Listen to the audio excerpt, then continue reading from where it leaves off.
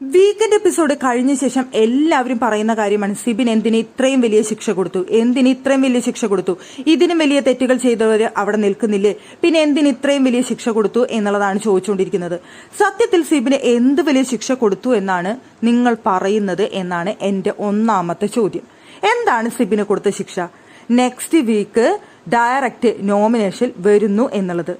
Direct നോമിനേഷനിൽ Sibin വന്നു കഴിഞ്ഞാൽ Sibin out ആവുമെന്ന് നിങ്ങൾ കരുതുന്നുണ്ടോ? ആർക്കെങ്കിലും കരുതുന്നുണ്ടോ സിബിൻ ഈ ആഴ്ച ഡയറക്റ്റ് നോമിനേഷനിൽ വന്നു കഴിഞ്ഞാൽ സിബിൻ പുറത്തു പോകുമെന്ന്? അപ്പൊ അതെങ്ങനെയാണ് സിബിന് ശിക്ഷയായിട്ട് മാറുന്നത്? അത് സിബിന് സത്യം പറഞ്ഞ രക്ഷയല്ലേ?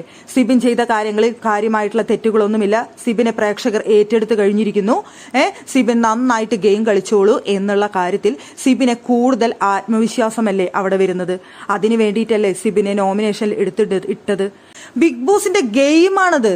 സിബിനെ അവിടെ കൂടുതൽ പ്രേക്ഷക സപ്പോർട്ട് ഉണ്ട്, സിബിനെ കൂടുതൽ ബലമുണ്ട്, ഗെയിം കളിക്കുമ്പോൾ ഇനിയും സ്ട്രോങ് ആയിട്ട് ഗെയിം കളിക്കണം എന്നുള്ള തോന്നൽ അവിടെ. നെക്സ്റ്റ് വീക്ക് സിബിൻ ഇരുന്നോളൂ, സിബിൻ രക്ഷപ്പെട്ടു എന്ന് പറയുമ്പോൾ നോമിനേഷൻ മുക്തി നേടി എന്ന് പറയുന്ന സമയത്ത് സിബിനെ കിട്ടാൻ പോകുന്ന ആത്മവിശ്വാസം എത്രത്തോളമാണെന്ന് നിങ്ങൾ തന്നെ ഒന്ന് ചിന്തിച്ചു നോക്കിയേ. സിബിൻ അവിടെ കിട്ടാൻ പോകുന്ന വലിയൊരു ആത്മവിശ്വാസമാണ്. ഞാൻ കളിച്ച ഗെയിം കറക്റ്റ് ആണ്, പക്ക ഗെയിമാണ്, എന്റെ ഭാഗത്താണ് ശരിയെന്ന് സിബിൻ അപ്പോഴാണ് മനസ്സിലാക്കുന്നത്. ഇവിടെ ലാലേട്ടനോ അവിടെ ബിഗ് ബോസോ പറഞ്ഞതിൽ നിന്നല്ല, പ്രേക്ഷകരുടെ വോട്ട് നേടി സിബിൻ അവിടെ നിൽക്കുന്ന സമയത്താണ് സിബിൻ അത് ഏറ്റവും കൂടുതൽ മനസ്സിലാക്കാനായിട്ട് സാധിക്കുന്നത്. അതുകൊണ്ട് തന്നെയാണ് ഡയറക്റ്റ് നോമിനേഷനിൽ സിബിൻ ഇട്ടത്. അത് സിബിനെ ഏറ്റവും കൂടുതൽ പോസിറ്റീവ് ആവുകയാണ് ചെയ്യുന്നത്. അവിടെ ഡയറക്റ്റ് നോമിനേഷനിൽ സിബിനെ ഇട്ടു എന്നുള്ളതോട് പിന്നെ പറയുന്ന കാര്യമാണ് പവർ ടീമിൽ നിന്ന് പുറത്താക്കി എന്നുള്ള കാര്യം. പവർ ടീമിൽ നിന്നാൽ മാത്രമേ സിബിനെ ഗെയിം കളിക്കാൻ പറ്റുള്ളൂ എന്ന് നിങ്ങൾ ചിന്തിക്കുന്നുണ്ടോ? അങ്ങനെ ചിന്തിക്കുന്നവരാണെന്നുണ്ടെങ്കിൽ എനിക്കൊന്നും പറയാനില്ല. മണ്ടത്തരം എന്നല്ലാതെ ഒരു ചുക്കും എനിക്ക് പറയാനായിട്ടില്ല.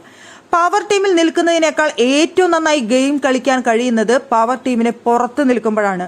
പവർ ടീം ചെയ്യുന്ന ഓരോ കാര്യങ്ങളും ചോദ്യം ചെയ്തുകൊണ്ടും അവിടെയുള്ള ഗെയിമുകൾ കളിച്ചുകൊണ്ടും ഓരോ വീക്കിലെയും ഗെയിമുകൾ കളിച്ചുകൊണ്ടും എത്ര ഗെയിം അവർക്ക് കളിക്കാൻ വരുന്നുണ്ട്.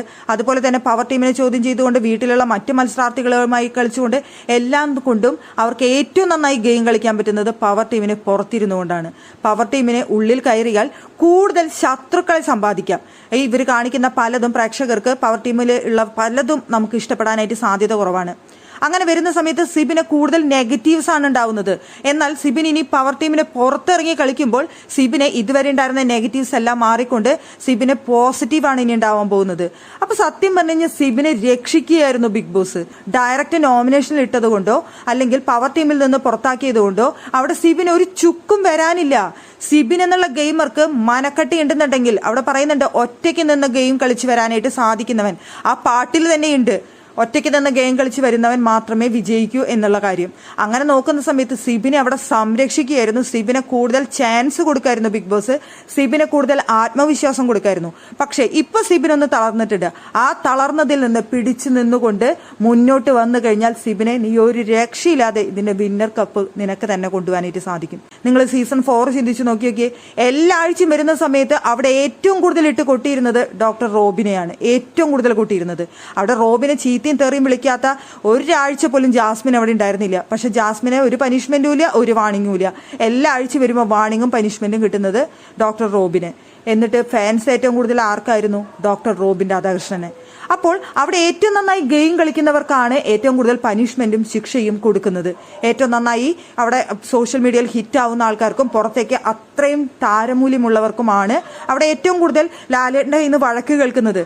അതിൽ നിന്ന് അവർ ചിന്തിക്കണം, ഞാൻ ഇത്തിരി പുറത്തേക്ക് അത്രയും ലെവലിൽ എത്തിക്കഴിഞ്ഞു എന്നാണ് അതിൽ നിന്ന് മനസ്സിലാക്കേണ്ടത്.